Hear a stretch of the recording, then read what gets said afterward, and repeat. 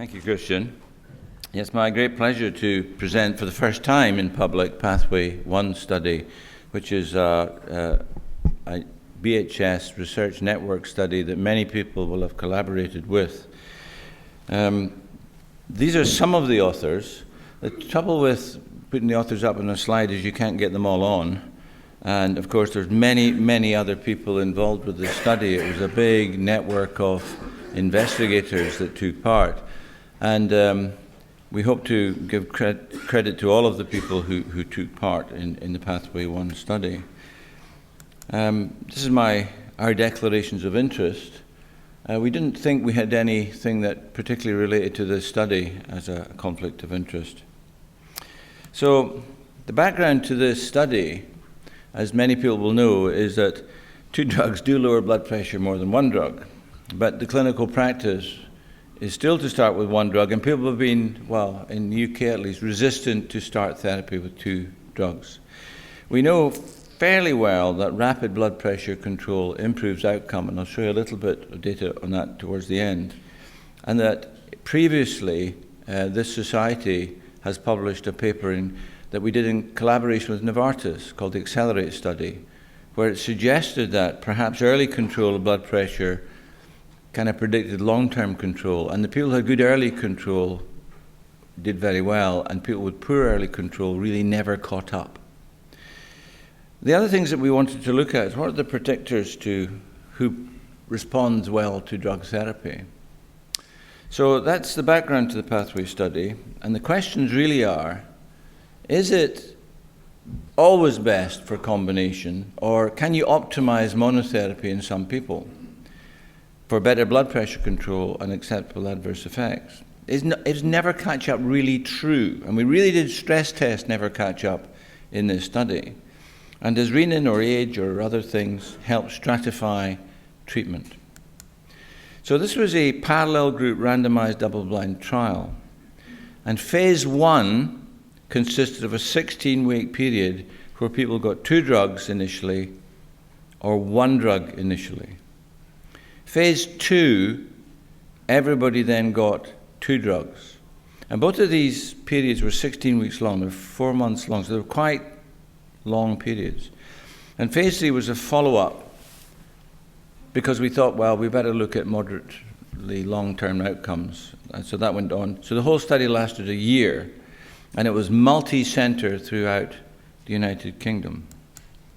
So this is the diagram of this, which is slightly complicated, but you can see that the primary endpoints were hierarchical. The first primary endpoint was, what is the average change in home systolic blood pressure from baseline over phase 1 and phase 2? And if that was positive, then what is the difference in blood pressure at the end of phase 2? So we've got 1 drug versus 2 drugs for 16 weeks, and then we've got 2 drugs for 16 weeks. So if I take you through that, the 1 drug was losartan or hydrochlorothiazide, given in lower dose, high dose, lower dose, high dose, and that was crossed over and randomized. So it was a trial within a trial of monotherapy. So quite a lot of information in there as to which is the best monotherapy. And then there was 2 drugs, which was gradually ramped up, losartan and hydrochlorothiazide. So that was the 1 drug versus 2 drug. And then everybody got 2 drugs, which was losartan and hydrochlorothiazide. The reason we chose those drugs is we got them free. And they were generic. So we initially started off with lisinopril and thiazide, but having got them free, it was difficult to say that we couldn't use them.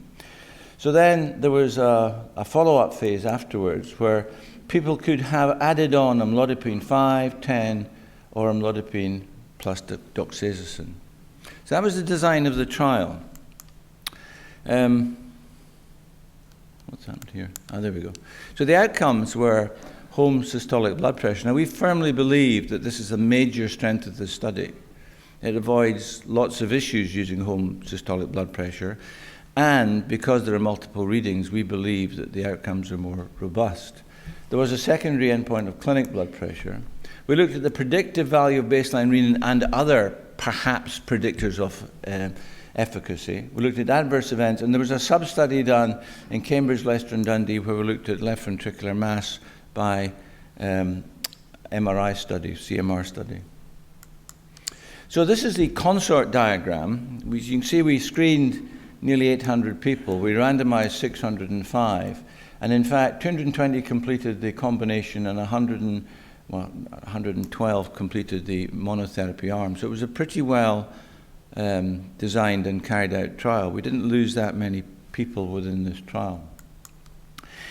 These are the demographics. You can see the randomization worked reasonably well. Age, sex, weight, smoking status, etc., and blood pressure were all pretty comparable between the groups in the study, as you might expect for a study that's randomized. By the play of chance, people at baseline are equivalent.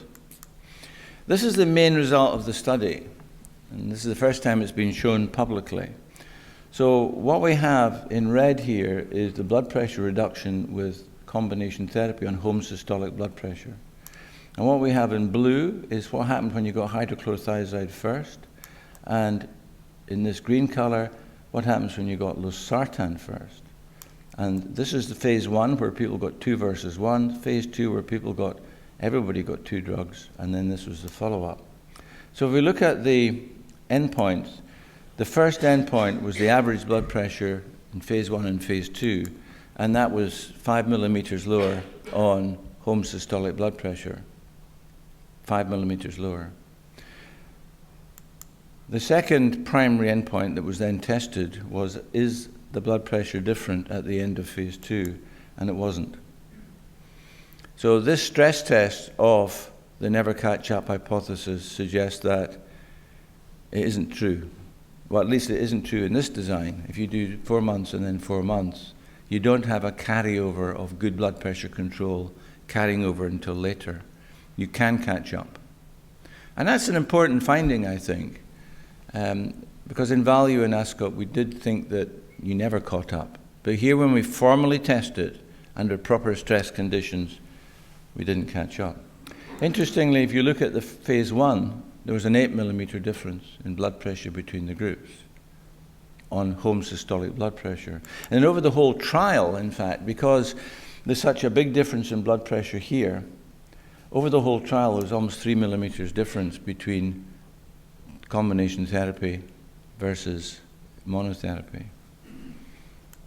So I want to show you the clinic blood pressures because not everybody always has home systolic blood pressure readings. And these are the differences in clinic blood pressure throughout the various phases. And the key here is phase 1, because in the first 4 months of phase 1, clinic pressure was 10/6 better. 10/6. And we'll come back to that a bit later. So these are the people whose blood pressure was controlled. That is, there were less than 140/90 in this trial. So as you can see, in phase 1, the dominant effect was combination therapy, 75 plus people controlled in phase 1, compared with monotherapy, which was only 40%. Then in phase 2, all people got combination therapy, and control was really very good. And then in phase 3, it was even better. And if you take the responder thing, which is 10 millimeters fall or controlled, we achieving control rates in this study which are astonishingly good. These are not significantly different. What about the predictors of response? This is quite a complicated table here. And whereas some of these things are maybe not quite significant, the bottom line is that in this study, why is that not moving forward? Could you move that forward for me? Yeah. Everything on monotherapy and hydrochlorothiazide and losartan was basically predictive. So renin was, age was, baseline home systolic blood pressure was, and whether you were never treated or previously treated, all these things were predictive of monotherapy. And virtually nothing, apart from baseline pressure, was predictive of combination therapy. And in fact, combination therapy nearly always trumped monotherapy, even if you tried to pick the best predictive values from the predictors here. It's still, combination therapy was always better. And just to show that, this is the renin results. of how you predict blood pressure according to tertiles of renin. So this is the bottom tertile, middle tertile, and top tertile of renin. And you can see that renin did predict at the highest tertile the difference between hydrochlorothiazide and losartan, as you might predict. Well, not so good at the bottom tertile. But with combination therapy, look how far that is away from those in terms of blood pressure control. And renin just did not predict combination therapy at all. So there's no, if you're giving combination therapy, you don't have to take cognizance of age or renin or whatever. You always win out. There was a CMR Sub-Study, as I said, and this actually showed quite dramatic falls in LV mass index of 10.4% between baseline and the end of the study. But there was no difference between the treatment arms. And we think that that's because the period where the blood pressure was very different was quite short. It was only 4 months. And thereafter, there was enough similarity in the blood pressure for the LV mass to be similar between the two groups. These are the serious adverse events, and we were worried that 2 drugs would be worse than 1 drug.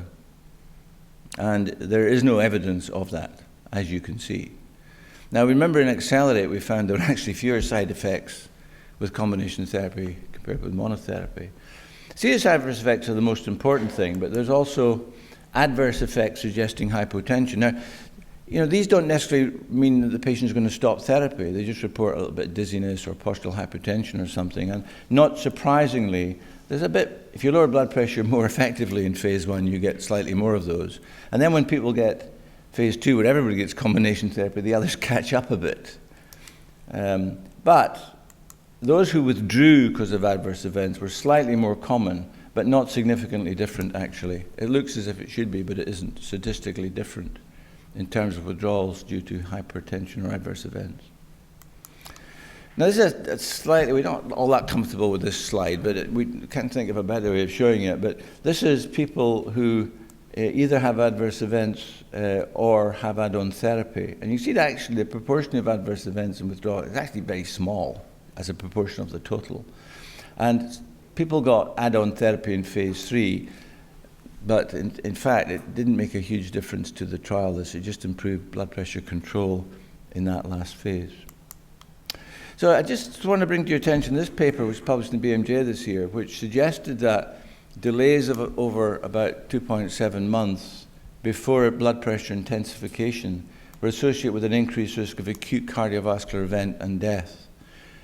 And if you remember, in the VALUE trial that many of us took part with here, a difference of 3.8 millimeters in systolic clinic blood pressure within the first 3 months resulted in an increase in stroke and mortality and nearly stopped the trial, nearly stopped it.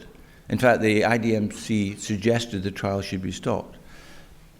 In this trial, in Pathway, combination versus monotherapy was 10 millimeters over the first four months. 10 millimeters, 3 times as big a difference.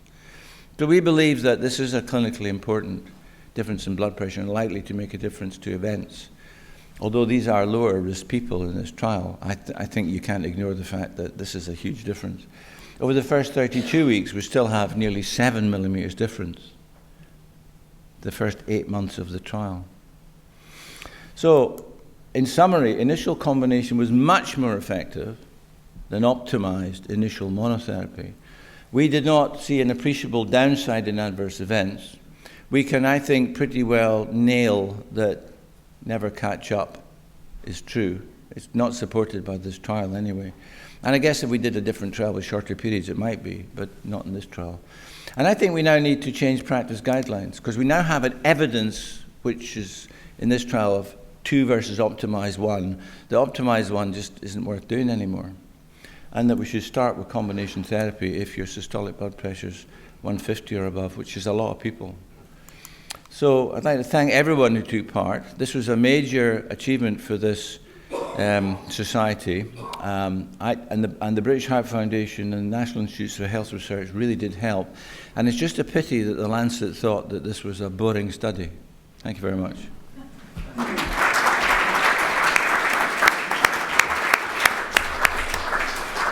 Tom, I think you definitely convinced us that it's not a boring study. May I just ask the first question before we open this? Can you just define again your version of never catch up? Because I think you showed two things here. So one, never catch up is the blood pressure effect directly, and you have shown that you achieved the same blood pressure after 3 months. And the other never catch up was in your value study, where of course it's about cardiovascular events, and I think these are two different things. You have clearly shown that you can achieve blood pressure control, but we do not know much about cardiovascular events, of course. So the never catch up came from value and Ascot, where people who had good initial blood pressure control always had better blood pressure control, despite the fact they had more therapy added. So the never catch up hypothesis was a blood pressure hypothesis, not an event hypothesis. So the Accelerate trial suggested, although it wasn't quite significant, that at the end of a period where you had really good blood pressure control, even when you went on to the same combination therapy, you had better blood pressure control in an initially well-controlled group. We had different design of Accelerate, and this trial was designed to test with a high degree of stress, I have to say, because you probably couldn't design a trial that stressed the never catch up more than this, that it just didn't occur. So it's a blood pressure thing. Do you have something to add to that, Peter? Well, have you got a microphone for Peter, please? I mean, the first thing is that you have to explain why in almost 35,000 patients you found the never catch up story. So it's very, very robust data. And of course the major difference between Pathway 1 and Value and Ascot is that you had sequential monotherapy, whereas in Value and Ascot you had monotherapy followed by combination. Now since you first showed us the results, I've been trying to find a reason as to why those are different. And I can't find an explanation. I do. I think before we discard the never catch up hypothesis, we probably do need a few further thoughts. Can we put more slides up again, please? I think there's one, I mean, we did try to stress this quite a lot, and I don't know whether I should labor this point, but if you go back to the design here, where are we, the design? So I need to go to this bit here. What actually happened is that at the end of this phase here, you're on high-dose losartan or hydrochlorothiazide, and you're on high-dose combination. And then you went back to low-dose combination. So you really give this a hard time by going from high-dose combination to low-dose and then high-dose. So that might have mitigated any difference between the groups. And I don't know if it provides an explanation for you, Peter, and whether this means that, well, but we came to the conclusion, I think, that if it was going to be true, it was going to be true in this study, and we would see it quite clearly, and we didn't. So do we want to labour the point, or do we just go along with it? Brian? Well, the other reason we considered, Tom, was that if you look at many of these studies in the past, they've been deliberately designed to set up to compare different treatment regimens. And the simple reason might be that one treatment regimen is superior to another, and you'll never ever beat it. And if you look at Value, you had a CCB, very effective blood pressure lowering drug against an ARB. You couldn't add a RAS blocker to the CCB, which probably would have been the optimal combination. So throughout you end up with a suboptimal treatment regimen versus the other side. And probably the same in Ascot, to be frank. I mean, you ended up with a better combination of therapy that could never be beaten, didn't matter what you added in. And here, you haven't got that confounding. You've got the fact that both drugs get given to everybody at the end, and basically they equalize.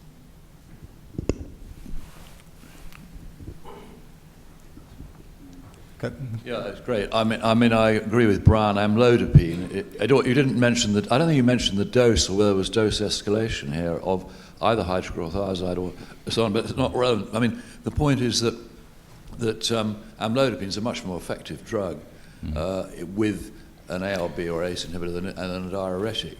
But then a diuretic is obviously additive to that combination. But so I wondered why the BHS guidelines are actually amlodipine or calcium antagonists, and you didn't follow that. So why did you use the diuretic? So what we did in the Accelerate trial was use a calcium channel blocker and an ARB blocker, and we wanted to use different drugs to see if it was generalizable. So that's why we used a thiazide and a blocker of the RAS system. We had already done the amlodipine study with Accelerate, so that's why we chose different drugs. What was the proportion of patients who withdrew from the study, and was it different between the different groups? And also, were the patients trained and educated to do their home blood pressure? Yes, they were trained to do their home blood pressures. This is the Consort diagram which shows you the withdrawals. And you can see that there are some people who withdrew. There was 79 withdrew from the combination arm, 33 and 42 from the individual monotherapy arms. But everyone got all the drugs in the monotherapy arm. So I think it's similar. There wasn't a huge difference between the groups. The thing about studies is that people withdraw. And they withdraw for various reasons. And it's not always due to adverse events. Sometimes it's due to the fact that they're going to visit their auntie in Australia. And that's it, you lose them. So I think that there's no clear signal here that people withdrew differentially. Can I invite just one or two other questions? Please bear in mind with us, or bear with us. Wayne Sunman, is he next? We have a bit of a blind spot here, so yeah. Hi. I wonder if the argument, if I think 40% got controlled on monotherapy. I wonder if the argument might really be that more rapid titration is a solution rather than, although it's a little bit more work intense perhaps, because patients do like to be on one drug, even if you tell them it's a combination tablet with two things in it. People do fixate on that. So if you say, well, we'll get you on one, but you're going to have to come back quickly and see the nurse or measure your home blood pressure and titrate it yourself, which we've had at this meeting, and maybe it's therefore more intensive titration that this is arguing for, rather than starting on combination. I think you could argue that, Wayne, but the fact is we can't do it. I mean, it doesn't happen. I don't know what your clinics are like, but getting a patient a repeat appointment within 3 months in my clinic is laughable. You know, the problem is the whole system's under such stress that we cannot see people next week or the week after or the week after that. And maybe you can in general practice, but we can't. And given that there's no major downside to giving two drugs, as far as we could see, why not just give them two? Now, maybe if you've got milder blood pressure, if you're a young person perhaps, you're very young and maybe monotherapy might be tried in a very young person, that's a different situation. But in the people in this trial who had average sort of blood pressure, and they were older, but the sort of people we all see, it's clearly better just to give them two drugs, because you don't have to worry about any of this other stuff. And in terms of practicality, this is practical. Seeing them again rapidly doesn't appear to be practical. I'll just say... Maybe you can do it, can you? No, that's why I argued for nurses or patient system for giving it a change in the paradigm way we do things, because adherence outside trials is a major problem. Well, that's a separate issue, but the fact of the matter is that nurses already deliver all the blood pressure treatment, and I think that it doesn't work. Graham McGregor's got a question down the front here. I mean, obviously with the sprint result, I mean, you see what they are, but really what we want is triple combinations.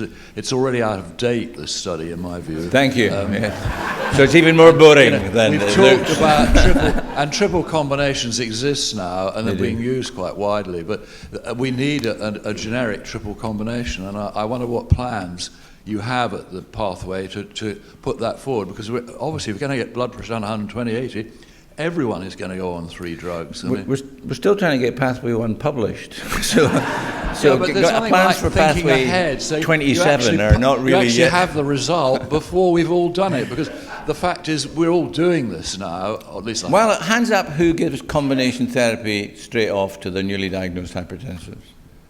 So there's an absolute minority of this room who does it. So we don't do it. We don't do it.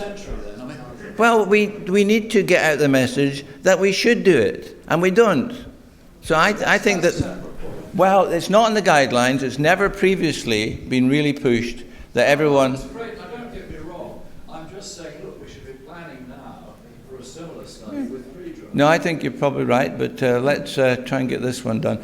So there's Philip, and then Adrian. Adrian, you want to go first? Are you ready? And then Philip. Thank you very much for terrific work. I mean, you could interpret this the other way, is that this gives tremendous comfort to all of the people who prescribe in stage therapy, is that you're going to get there anyway, and the concerns about never catch up are not true. And That's actually, for the vast majority of people here who prescribe one drug, then add a second, kind of the old-fashioned way, you're going to get there in quite a short time. So this gives great 4 months. comfort for the old-fashioned way. And so it argues against starting with 2 drugs, because patients don't always like that. Okay, so that's in one interpretation. Can you tell us Philip. about the metabolic consequences, differences, low potassium, low sodium, glycemic changes? We did look at that. There wasn't anything, from what I can remember, that came out of it. We looked huge numbers of analysis, as you can imagine, with the study. We had a very, very good statistician who basically analysed everything in a oneer. And had there been anything of note, I would have brought it to your attention, but we really basically didn't see it. That's kind of been more important with Pathway 2, but we didn't see anything major here. Can I just ask about the dropout rate over the year was somewhere between 25 and 30%. And just, can you reassure us that there was complete collection of serious adverse events? Yeah. Were some of the withdrawals deaths or heart attacks? I don't think there was any deaths. Was there a telephone call at the end of the year even these people were seen- to those who withdrew throughout the study? As you know, this was a traditional study where patients were seen throughout the study. So, we collected complete data in this trial by actually seeing the patients. Some people withdrew completely for the reasons we've discussed, but that happens in every trial. In fact, the dropout rates that you hear are not that bad compared with other trials. So I don't think we've missed anything serious. I don't think we've missed any deaths. I don't think we've missed any even fairly mild treatment-related adverse events. This was a very high-quality study.